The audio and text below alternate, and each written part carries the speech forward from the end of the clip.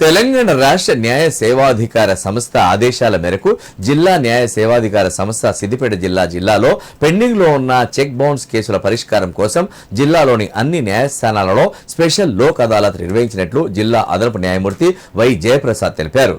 Private finance బ్యాంకులు chit fund check బౌన్స్ల పరిష్కారం కోసం సిద్దిపేట జిల్లా కోర్టులో స్పెషల్ లోక్ అదాలత్ నిర్వహించి పలు కేసులను న్యాయమూర్తులు రాజీ ద్వారా పరిష్కరించారు.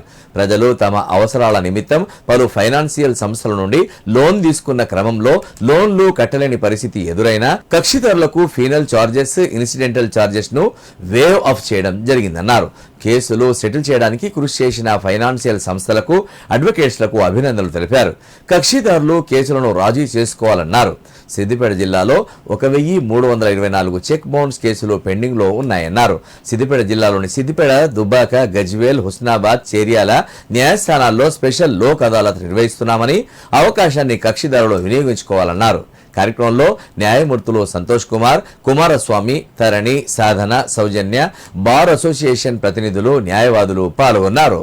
హైకోర్టు వారి సూచన మేరకు ప్రత్యేక Lok Adalat NI act cases గురించి మాత్రమే జరుపుకుంటా ఉన్నాము.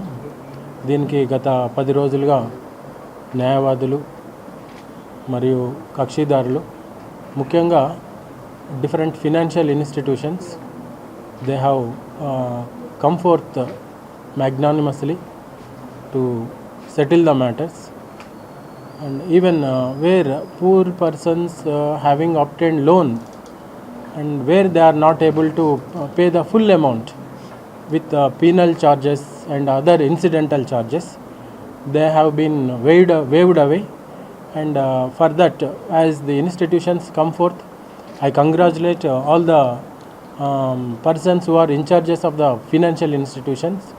In this regard, not only the financial institutions but also advocates who are the counsel and legal advisors, managers, they also have come forth for amicable settlement.